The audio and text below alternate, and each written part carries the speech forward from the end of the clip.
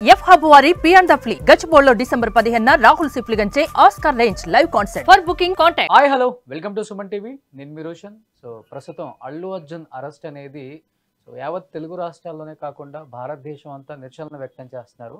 అంటే పుష్ప ఇప్పుడు రిలీజ్ అయిన తర్వాత భారీ ఎత్తున కలెక్షన్స్తో పాటు అల్లు అర్జున్ మీద ప్రేమ కూడా ఎక్కువ పెరిగిందని చెప్పుకోవచ్చు. ఒక ఇంటర్నేషనల్ స్టార్గా ఎదిగిన అల్లు అర్జున్ని అరెస్ట్ చేయటం చాలా బాధాకరమని వ్యక్తపరుస్తున్నారు. కాబట్టి అండ్ దీని మీద అసలుకి హైకోర్టు అడ్వకేట్ నరేష్ శంకర్ గారు ఏం మాట్లాడతారు? ఎందుకంటే క్యాష్ పిటిషన్ కూడా ఇప్పుడు 4:30కి బెంచ్ మోషన్ ఉంది. కాబట్టి అసలు ఎలాంటి తీర్పు రాబోతుంది, ఒకవేళ రాకపోతే రిమాండ్కి వెళ్లాల్సి వస్తుందా?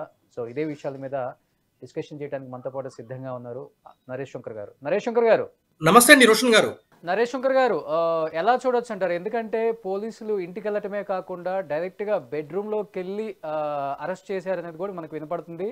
అండ్ డైరెక్ట్గా బెడ్రూమ్లోకి వచ్చి అరెస్ట్ చేయకూడదు, వాళ్ళతో పాటు కొంత వాగ్వాదం కూడా జరిగింది అంటున్నారు. ఎలా చూడొచ్చు సార్ దీన్ని? ఇప్పుడు సంధ్యా థియేటర్లో జరిగిన సంఘటన గురించి మనందరికీ తెలిసిన విషయమే. దాంట్లో భాగంగానే చిక్కడపల్లి పోలీసులు ఎఫ్ఐఆర్ రిజిస్టర్ చేయడం జరిగింది. దాంట్లో ప్రధానంగా 105 బిఎన్ఎస్ ప్రకారం కూడా వాళ్ళు ఈ యొక్క సెక్షన్ రిజిస్టర్ చేయడం జరిగింది. దాంట్లో ఆ యొక్క సెక్షనే ఇప్పుడు నాన్ బెయిలబుల్ సెక్షన్ కింద కాగ్నిజబుల్ అఫెన్స్ కింద ఉంది. కాబట్టి అది లైఫ్ ఇంప్రిజన్మెంట్ కి వరకు కూడా శిక్ష పడే అవకాశం ఉంది.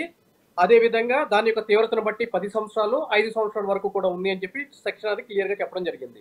అందులో భాగంగానే సంధ్యా థియేటర్ యాజమాన్యంలో కొంతమందిని, అదేవిధంగా మేనేజర్ని కూడా వారం రోజుల క్రితము సంబంధించిన పోలీసు వాళ్ళు అరెస్ట్ చేయడం జరిగింది. ఆ జరిగిన ప్రెస్ మీట్లో మీడియా సోదరులు కూడా అడగడం జరిగింది, మరి వీళ్ళని అరెస్ట్ చేశారు, మరి యాక్టర్స్ అల్లు అర్జున్ కూడా యాక్టర్ని అరెస్ట్ చేస్తారా అని చెప్పి అడగడం జరిగింది. లీగల్గా మేము దాని మీద ముందుకు వెళ్తాము, ఒపీనియన్ తీసుకుని చెప్పి కూడా సంబంధించిన పోలీసు వాళ్ళు చెప్పడం జరిగింది. సో అప్పుడు చాలా మంది చెప్పింది ఏంటి అంటే కనుక, ఎప్పుడు యాజువల్గా కామన్గా జరిగేది ఏంటి అంటే కనుక, చట్టం అందరికీ సమానమే అనే ఒక ధోరణి రాజ్యాంగంలో ఉంటుంది అని చెప్పి అందరూ చెప్పినా కూడా, డబ్బున్న వాళ్ళకి సెలబ్రిటీలకి ఒకలాగాను, డబ్బు లేని వాళ్ళకి ఒకలాగా ఉంటుంది అని చెప్పి సర్వసాధారణంగా ప్రజలందరూ కూడా ఎప్పుడు భావిస్తూ ఉంటారండి. అందులో భాగంగానే అల్లు అర్జున్ని అరెస్ట్ చెయ్యరు, ఆ విధంగా కూడా ఎటువంటి ప్రక్రియ ఉండదు అని చెప్పి అందరూ అనుకున్నారు. బట్ ఆల్ ఆఫ్ సడన్ ఈ రోజు 12:15కి అరెస్ట్ చేశారు అని చెప్పి ఎప్పుడైతే కనుక బయటకు వచ్చిందో న్యూస్, అందరూ సర్ప్రైజింగ్ గా కూడా ఫీల్ అయ్యారు. అదేవిధంగా ఈ విధంగా చట్టం తలుచుకుంటే ఈ విధంగా చేయొచ్చు అని కూడా ఉంది.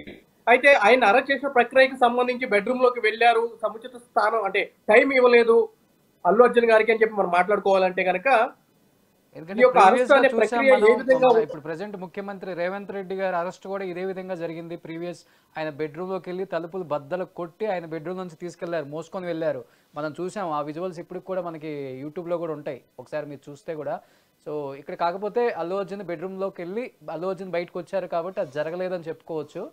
అయితే ఇక్కడ మనం చూసుకున్నట్లయితే కనుక అరెస్ట్ ప్రక్రియ ఏ విధంగా అని చెప్పి DK Basu versus state of West Bengal కేసులో సుప్రీంకోర్టు వారు 1997లోనే క్లియర్ గా చెప్పడం జరిగిందండి. అంటే అరెస్ట్ ప్రక్రియ ఏ విధంగా ఉండాలి, అరెస్ట్ చేయడానికి వచ్చే అధికారులు ఇన్ యూనిఫామ్ ఉండాలి, నేమ్ ప్లేట్ క్లియర్ గా విజిబుల్ గా ఉండాలి, ఎందుకు అరెస్ట్ చేస్తున్నాము అని చెప్పి అరెస్ట్ కాబడుతున్న వ్యక్తికి వివరించాలి, అందుకు సంబంధించిన ఫామ్ మీద అతని యొక్క సంతకం తీసుకోవాలి, అదేవిధంగా అరెస్ట్ చేశాము అని చెప్పి తెలియజేయడానికి సంబంధించిన సంబంధికులకి కానీ, రిలేటివ్స్ కానీ, వైఫ్ కానీ ఎవరికైనా కూడా ఇన్ఫర్మేషన్ ఇవ్వాలి అని చెప్పి సర్టన్ గైడ్లైన్స్ అనేది ఫ్రేమ్ చేయడం జరిగిందండి.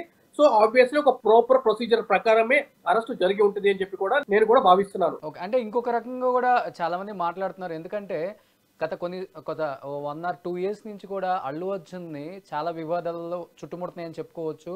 ఒక పక్క రాజకీయంగా కావచ్చు, ఒక పక్క సినిమా పరంగా కావచ్చు. ఎందుకంటే అల్లు అర్జున్ ఫ్యామిలీకి, చిరంజీవి గారి ఫ్యామిలీకి కొంచెం దూరం పెరిగింది.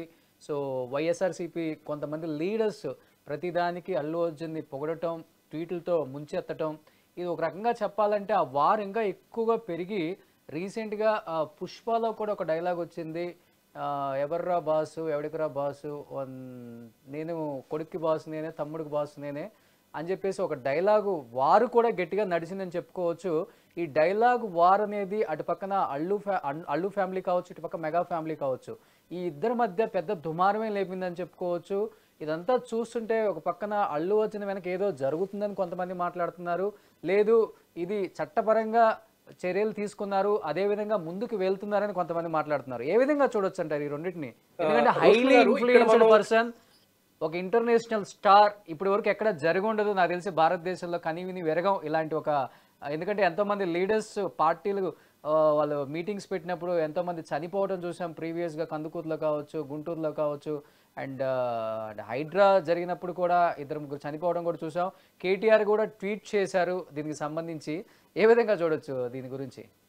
ఫస్ట్ కేటీఆర్ గురించి మాట్లాడాలంటే ఆయన నెక్స్ట్ ఆయన రోలో ఉన్నారండి. ఆయన తొందరలోనే వెళ్తారు లోపలికి. అయితే ఇక్కడ ఇక అల్లు అర్జున్ గారి గురించి మనం మాట్లాడుకోవాలి అంటే కనుక పుష్ప 2 ఈవెంట్ గురించి బీహార్లోని పాట్నాలో పుష్ప 2 ఈవెంట్ అనేది పెట్టడం జరిగిందండి. సో ఎస్పెషల్లీ పుష్ప 2 ఈవెంట్ పాట్నాలో ఎందుకు పెట్టారు అని చెప్పి ఎంతో మంది ఎన్నో విశ్లేషణలు చేశారు. ఎంతమంది ఎన్ని చేసినా కూడా అవన్నీ కూడా ఫాల్స్ అండి. ఈ బీహార్ పాట్నాలో పెట్టడం వెనక ప్రధానమైన ఎజెండా మోటివ్ ఏంటి అని అంటే గనక ఈ రోజు భారతదేశంలో ఎన్డీఏ ప్రభుత్వం అధికారంలో ఉంది అనడానికి ప్రధానమైన కారణం ఏంటి అని అంటే గనక 2 ప్రధానమైన రాష్ట్రాలండి. ఆ రాష్ట్రాలు ఏంటి అని అంటే గనక ఆంధ్రప్రదేశ్ రాష్ట్రము, 2 బీహార్ రాష్ట్రము. సో మొన్న బడ్జెట్కి సంబంధించి కూడా బడ్జెట్ కేటాయింపులకి సంబంధించి ఆంధ్రప్రదేశ్కి బీహార్కి ఎక్కువ ఎలకేషన్ జరిగింది, మిగిలిన రాష్ట్రాలకి జరగలేదు. ఎందుకు అనంటే కనుక ఈ 2 రాష్ట్రాల మీదే ఎన్డీఏ ప్రభుత్వం అనేది ఆధారపడి ఉంది కాబట్టి ఆ 2 రాష్ట్రాల గురించే ఎక్కువ ఫోకస్ చేశారు అని చెప్పి ప్రతిపక్షాలు కూడా మాట్లాడడం మనందరికీ సముచితమైన విషయమే. అయితే ఈ పుష్ప 2 ఈవెంట్ పెట్టడానికి ప్రధానమైన కారణం ఏంటి అని అంటే గనక ఇక్కడ ఎన్డీఏ ప్రభుత్వంలో ప్రధానంగా ఆంధ్రప్రదేశ్కి సంబంధించి పవన్ కళ్యాణ్ గారు ఆ కూటమి ప్రభుత్వం ఏర్పడడానికి కానీ బీజేపీ ప్రభుత్వం ఏర్పాటు విషయంలో కానీ కీలకమైన వ్యక్తిగా ఉన్నాడు అనే విషయం చిన్నపిల్లడికి కూడా తెలిసిన విషయమే. అయితే ఆంధ్రప్రదేశ్కి సంబంధించి ఆల్రెడీ పవన్ కళ్యాణ్ గారు అక్కడ డిప్యూటీ సీఎంగా ఉన్నారు కాబట్టి నెక్స్ట్ స్టేట్ ఏముంది? బీహార్ స్టేట్ ఉంది. సో కాబట్టి బీహార్ పాట్నాలో పుష్ప 2 ఈవెంట్ అక్కడ వచ్చిన క్రౌడ్ని చూపించి ఆ మెసేజ్ని సెంట్రల్ గవర్నమెంట్కి పంపించి ఇక్కడ ఇంకొక తలదన్నే వ్యక్తి ఉన్నాడు అంటే ఒక నాన్ లోకల్గా ఉండి ఇక్కడికి వచ్చి ఒక ఈవెంట్ జరిపితే ఈ స్థాయిలో పబ్లిక్ వస్తారు, ఆ స్టార్ కూడా ఈ స్థాయి రేంజ్ ఉంది అని ప్రూవ్ చేయడం యొక్క ఉద్దేశమే ఈ పుష్ప 2 ఈవెంట్ పాట్నాలో పెట్టడం అండి. దాని అనుకున్న ప్రధానమైన మీరు కూడా ఇలా మాట్లాడుతున్నారు యాజ్ అడ్వకేట్ గా ఉండి. ఇంకో పక్క ఈ సినిమాలో ఈ డైలాగు 2 ఫ్యామిలీల మధ్య జరుగుతున్న వారు చూస్తుంటేనే మనం సోషల్ మీడియాలో ఆ ఫ్యాన్స్ ఈ ఫ్యాన్స్ కొట్టుకు చస్తున్నారండి. కానీ ఈ రోజు ఈ అరెస్ట్ జరిగింది, రేపటి రోజున ఇంకా పెద్ద ఎత్తున ఏదైనా గొడవలు జరిగి ఇంకొంతమంది చనిపోతే దానికి బాధ్యులు ఎవరండి? ఇంకా ఇప్పుడు ఇక్కడ ఇంజనీర్లు ఏం జరుగుతుంది అంటేనండి, ఒకళ్ళని చచ్చిపో అని చెప్పి ఎవరు కూడా అంటే మీరు కానీ నేను కానీ ప్రభుత్వం కానీ ఒక యాక్టర్ కానీ ఎవరు చెప్పరండి. ఒక బలహీనమైన పరిస్థితుల్లో ఉండి తండ్రుల కోసం కాకుండా ఎవరో బయట కోసం చచ్చిపోతున్నారంటే గనక అసలు అటువంటి వాళ్ళ గురించి ఆలోచించాల్సిన అవసరమో ఆవశ్యకత లేదండి. చచ్చిపోయాడు ఎట్లా చచ్చిపోతాడు? రోజు అన్నో ఇన్సిడెంట్లు జరిగిపోతున్నాయి, దాని గురించి మాట్లాడుకోవాల్సిన అవసరం ఆవశ్యకత లేదండి. తెలిసే ఉంటుంది గట్టిగా ఇప్పుడు ఫ్యాన్స్ వార్ గట్టిగా నడుస్తుంది అటు ఇటు మీకు తెలిసే ఉంటుంది. ఇప్పుడు రాజకీయ పరంగా ఒక రాజకీయ నాయకుడు చనిపోయినప్పుడు కానీ లేదంటే కనుక ఇటువంటి సినిమా హీరోలకు సంబంధించి కానీ ఫ్యాన్స్ మనం ఎంత చెప్పుకున్నా కూడా వాళ్ళు చేస్తూనే ఉంటారండి. ఈ రోజు నేను అనేది ఏంటి అంటే కనుక ఆ సోకాళ్ళు కొట్టుకునే వాళ్ళు ఈ రోజు థియేటర్లో చనిపోయిన వ్యక్తి కుటుంబానికి సంబంధించి దగ్గరికి వెళ్ళి చూసింది కానీ పలకరించింది కానీ వాళ్ళు ఆదుకున్నది కానీ ఏదైనా జరిగిందా? అల్లు అర్జున్ గారు ఆల్రెడీ 25 lakhs అయితే ప్రకటించారు, దాని గురించి నేను మాట్లాడలేదండి, ఫ్యాన్స్ గురించి నేను మాట్లాడుతున్నాను. ఏదైనా జరిగిందా? ఇప్పుడు మీరు కోసుకుంటారు, బ్లడ్ పాలాభిషేకాలు రక్తాభిషేకాలు చేస్తారు, చనిపోయిన ఆమె పోయి ఆ కాడి పట్టుకున్న సందర్భం ఏదైనా ఉందా? ఒక ఫ్యాన్ గా మీరు అంటే సో కాల్డ్ ఫ్యాన్స్ గురించి మనం ఇక్కడ మాట్లాడుకుంటే సో వాళ్ళ గురించి మాట్లాడుకోవాల్సిన అవసరం లేదండి. ఎందుకంటే కేవలం అల్లు అర్జున్ కూడా క్లియర్ గా చెప్తున్నారు, నేను వెళ్ళటం వల్ల ఆ తొక్కిసలాట జరగలేదు, నాకు దానికి సంబంధం లేదు, నన్ను అనవసరంగా దీనిలో కావాలని లాగి అరెస్ట్ చేయడం జరుగుతుంది, నేను ఆల్రెడీ బిఫోర్ కూడా కోర్టులో దీని గురించి విచారణకి వెళ్తే ముందే నేను క్యాష్ పిటిషన్ కూడా వేస్తున్నానని కూడా మనకు క్లియర్గా చెప్పడం జరిగింది. ఆయన కేవలం ఆయన వెళ్ళటం వల్లే ఆ తొక్కిసలాట జరిగింది అనే మాట వాస్తవం అసలుకి 100% శంకర్ నరేష్ తొక్కిసట్లు జరగదండి. ఎందుకంటే నేను అంత ఇది కాదు, నేను అంత పాపులర్ హీరో కాదు, నన్ను ఎవడు గుర్తుపట్టాడు పక్క గల్లీలోకి పోతే. అల్లు అర్జున్ గారు కాబట్టే అక్కడ అంత తొక్కిసరట్ట జరిగింది. ఈ రోజు ఆయన అంటున్నారు నా ప్రమేయం ఏం లేదని చెప్పి. అక్కడ సెక్షన్లో 3 రెడ్ విత్ 3(5) అంటే 3(5) ఆఫ్ బిఎన్ఎస్ అని చెప్పి పెట్టడం జరిగిందండి. ఆ 3 అంటే ఏంటంటే జనరల్ ఎగ్జామ్షన్స్ అని చెప్పని అంటారండి. 5 ఏం చెప్తుందో తెలుసా అండి? ఒకసారి నేను చదువుతాను. క్రిమినల్ యాక్ట్ చెప్తున్నాండి. కేవలం మాస్ థియేటర్స్ కే వర్తిస్తుందా? ఎందుకంటే ఈ రోజు చూస్తున్నాం ప్రతి సినిమా రిలీజ్ అప్పుడు కూడా ఏఎంబీకి వెళ్తున్నారు, మహేష్ బాబు గారు, ప్రభాస్ గారు, లేకపోతే టీఆర్ గారు ఫ్యామిలీలతో వెళ్తున్నారు. అండ్ ప్రసాద్ ఐమాక్స్లో చూస్తున్నాము, ఐనాక్స్లో చూస్తున్నాము, ఇన్ఆర్బిట్లో చూస్తున్నాము, మనం అందరూ స్టార్ హీరోస్ని చూస్తున్నాము కూడా. వాళ్ళందరూ పర్మిషన్ తీసుకుని అక్కడ సినిమాకి వెళ్ళారంటారా? సినిమాకి వెళ్ళడానికి పర్మిషన్ అవసరం లేదండి. సినిమాకి వెళ్ళడానికి పర్మిషన్ అవసరం లేదండి. మీరు అడిగిన దానికి నేను క్లియర్ గా ఆన్సర్ చెప్తున్నాను. సినిమాకి వెళ్ళడానికి పర్మిషన్ అవసరం లేదు, కానీ సినిమాకి వెళ్ళే క్రమంలో షో చేయాలి అంటే మాత్రం పర్మిషన్ కావాలండి. అక్కడ పబ్లిక్ ట్రాంక్విలిటీ అంటే ప్రజల యొక్క జీవితాలతోటి ముడిపడిన అంశము. రోడ్డు మీద పైకి లేచి షో చేసినప్పుడు ఆబ్వియస్లీ ఒక యాక్టర్, పాపులర్ యాక్టర్ ఉన్నప్పుడు ట్రాఫిక్ జామ్లు అయితే తొక్కి స్టాంపేడ్ జరిగింది.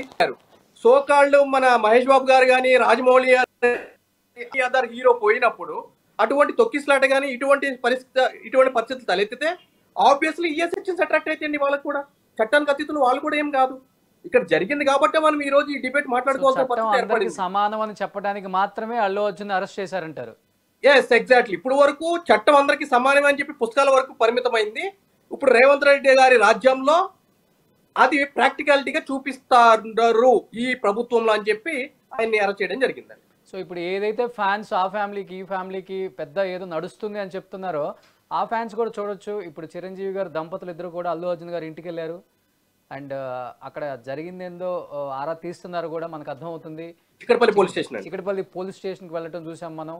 ఇదంతా చూస్తుంటే వాళ్ళ ఫ్యామిలీ వాతావరణం బాగుంది.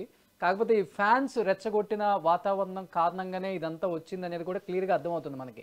నిజంగా అంత వాడి వేడి ఉంటే చిరంజీవి గారు ఇప్పుడు ఆ ఇంటికి వెళ్ళే వాళ్ళు కాదు కదా. మరి ఈరోజు చిరంజీవి గారు ఆ ఇంటికి వెళ్ళడం కూడా చూస్తున్నాం మన విజువల్స్ లో. ఇప్పుడు ఇక్కడ ఎప్పుడు కూడా అండి మెయిన్ పర్సన్స్ ఎవరైతే ఉంటారో వాళ్ళ యొక్క అండర్స్టాండింగ్ ఎప్పుడు కూడా క్లియర్ గా ఉంటుందండి. దాంట్లో ఎటువంటి మొహమాటం లేదు. అంటే వాళ్ళ మధ్య ప్రతి కుటుంబంలో కూడా సమస్యలు ఉంటాయి. అవి అయ్యో మాట్లాడుకుంటే సమస్య పోయే తప్ప బయటికి చెప్పుకునేంత మాత్రం ఉండదండి. అంటే బయటకు కనిపించేది ఒకటి ఉంటుంది, లోపల వేరేలాగా ఉంటుంది. ఇక్కడ సోకాల్డ్ ఫ్యాన్స్ అనే ఎవరైతే ఉంటారో వాళ్ళు ఎప్పుడు కూడా బయట వాళ్ళే అండి. చివరిగా ఇంటికి పోతే మళ్ళీ వాడి కుటుంబానికి వాడే రెస్పాన్సిబుల్ తప్ప ఈ సోకాల్డ్ ఎవరు కూడా రెస్పాన్సిబుల్ ఉండరండి. సెక్షన్స్ కాబట్టి ఇన్ కేస్ 2 నాన్-బెయిల్ సెక్షన్సే కాబట్టి చూస్తే ఇవాళ ఫ్రైడే, సాటర్డే, సండే, సో కోర్టుకు కూడా సెలవు ఉంటుంది.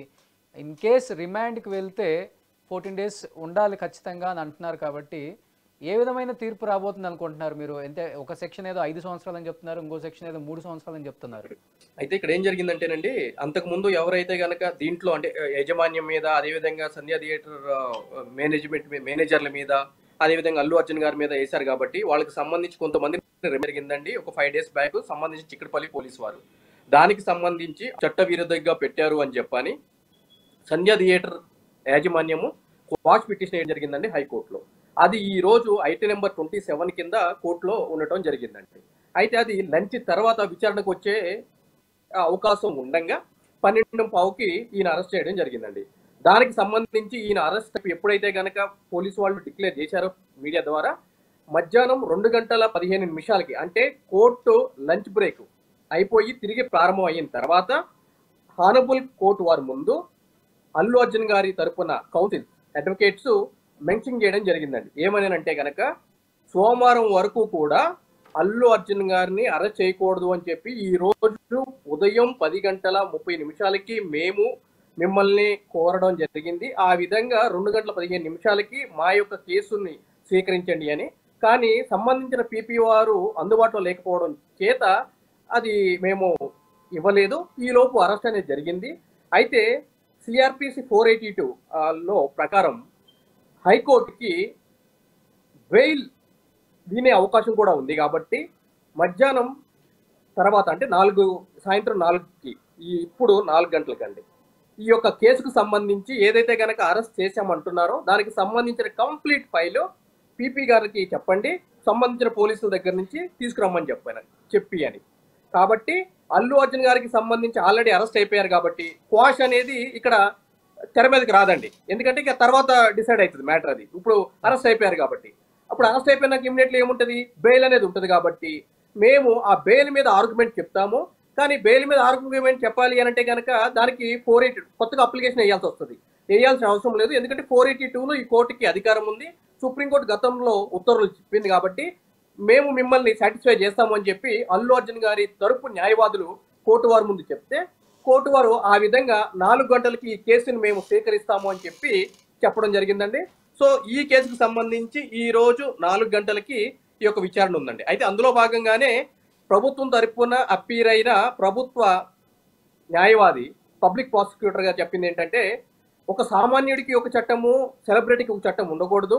ఈ రోజు అల్లు అర్జున్ కదా అని చెప్పి మీరు ఈ యొక్క పిటిషన్ అనుమతిస్తే ఇది ప్రజల్లోకి సామాన్యుడికి ఒక కొన్ని చట్టం, తప్పుడు సంకేతాలు సెలబ్రిటీలకి, పెద్దవాళ్ళకి ఒక చట్టం ఉండకూడదు అంటే మీరు చెప్పే విధంగా చాలా మంది బడా బడా బాబులందరూ కూడా జైల్లో ఉండాల్సి వస్తుందండి. నిజంగా అదే చట్టం వస్తే, అందరికి ఒకే చట్టం వస్తే బడా బడా బాబులందరూ జైల్లోనే ఉండాల్సి వస్తుంది. మ్యాక్సిమం ఉన్నారు కదండి.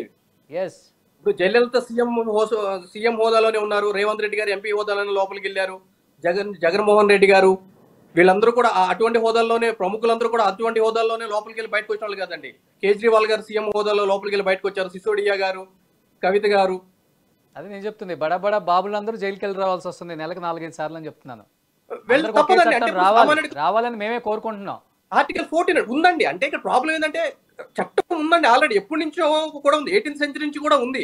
కాకపోతే ఏంటంటే కనుక మన పాలకులు వాళ్ళ యొక్క స్వప్రయోజనాల కోసము దాన్ని నీరుగార్చారు అంతే, అంతకుమించి ఏం లేదండి. So anyhow thank you so much Naresh గారు లైవ్ లో జాయిన్ అయినందుకు.